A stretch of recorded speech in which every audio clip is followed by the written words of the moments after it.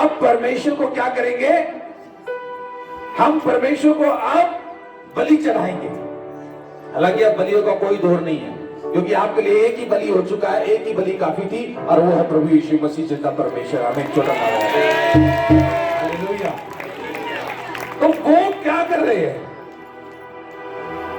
जब नूह ने ये चीज देखी कि भाई हम सांप बच गए हैं, तो नूह ने कहा आओ हम परमेश्वर के लिए क्या करें, उसके लिए धूप जलाते हैं। आओ हम परमेश्वर के लिए सुगंधित क्या है, धूप चढ़ाते हैं हम परमेश्वर के लिए, उसके लिए बलि चढ़ाते हैं। और नूह के परिवार ने उसकी बात को माना। आराधना करने के लिए, सेवा करने के लिए भी परिवार में एक का होना चाहिए। एक बंदा सेवा करते रहे और बाकी उसकी टांग खींचते रहे, फिर आशीष कभी नहीं उतरती। लेकिन सेवा वाले बंदे को आशीष जरूर मिलती है। मैं आपको बता रहा हूं, अगर नूह कह देता कि चलो भाई बाढ़ आने वाली है, जहाज बनाते हैं, उसका परिवार के लोग क्या कहते हैं, ये पागल आदमी है, हम इसकी बात नहीं मानेंगे। नूह का परिवार डिसिप्लिन था। जो पिता ने कहा वो तीनों बेटों ने माना और बहुओं ने भी माना। बहू ऐसी नहीं, आज की बहू नहीं है, ले भाई ससुर क्या कह रहा है, मेरे ससुर सब आ गया है। आज की बहू को कह दो भाई क्या होने वाला है। अगर धर्मी ससुर है, मेरी बात समझ रहे हो, अगर ससुर क्या है, धर्मी है और वो पवित्र आत्मा की अगुवाई में कुछ बोलता है, तो आजकल की बहू क्या कहेगी, ये सठिया गया। लेकिन उन तीनों बहुओं ने एक ने भी नहीं कहा कि नूह की बात नहीं माननी चाहिए, और बेटों ने भी ये नहीं कहा। बहुएं कह भी देती तो बेटे कहते कि हमारे पिता की बात मानो, क्योंकि हमारे पिता को पिता परमेश्वर बात करता है। हालेलुया। जब आपके पिता आपसे बात करे, आपको कमांड करे, आप उसको फॉलो करो। आपके पिता आपको बताए कि इस समय पर आप भवन पहुंचो, तो आप पहुंचो। फिर क्या बहाना है, फिर आप 100 बहाने बनाओगे।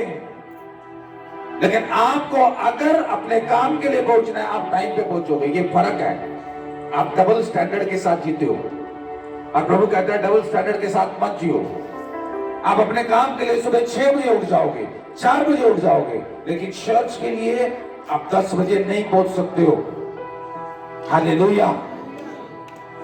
जो व्यक्ति यहां पर सेवा करे, मेरी बात अगर नहीं मानेगा, नहीं सुनेगा जो मैं प्रभु में उसको बोलता हूं, तो वो फिर मेरे लायक नहीं है और ना ही इस सेवा के लायक है। वो आपके साथ बैठ के आराधना करे, प्रार्थना करे, आए और जाए, दैट्स इट। लेकिन 2025 का पहला दिन मैं इस बात को बता रहा हूं, अगर आप डिसिप्लिन हो, आपकी आशीष परमेश्वर स्वर्ग से उतारेगा और अपने हाथ से आपके हाथ में देगा, आपके हाथों में देगा परमेश्वर। ब्लेसिंग लेनी नहीं आती लोगों को, लेनी नहीं आती, क्योंकि वो अपनी स्पिरिचुअल लाइफ को डिसिप्लिन नहीं करना चाहते।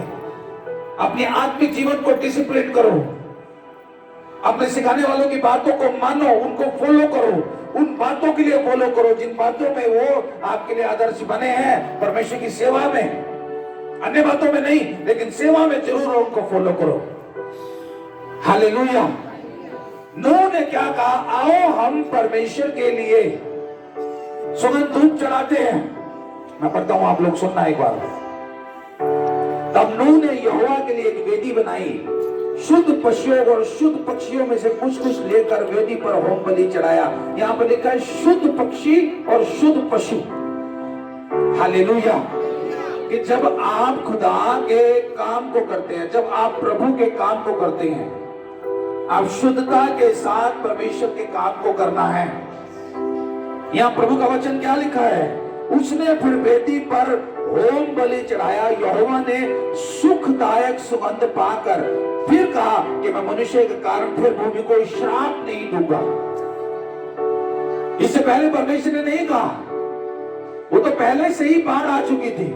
जब बाढ़ आ रही थी तब प्रभु ने नहीं कहा कि मैं श्राप नहीं दूंगा, मैं दोबारा पृथ्वी पर बाढ़ नहीं लाऊंगा।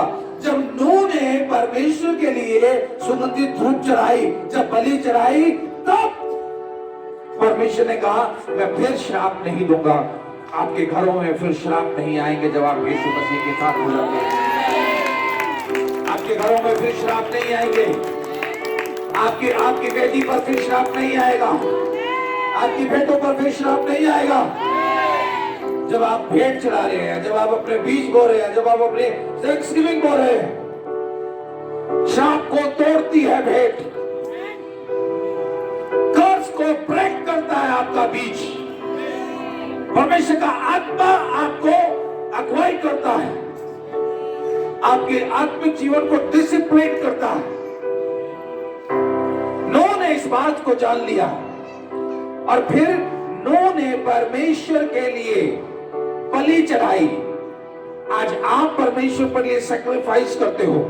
और उसके बाद नूह में देखो क्या लिखा है, फिर परमेश्वर ने नूह को कुछ बात बोली। नूह को उसने कहा, नूह और उसके पुत्रों को मैं आशीष देता हूं और उनसे कहता हूं, फूलो फलो और बढ़ो और पृथ्वी भर में फैल जाओ।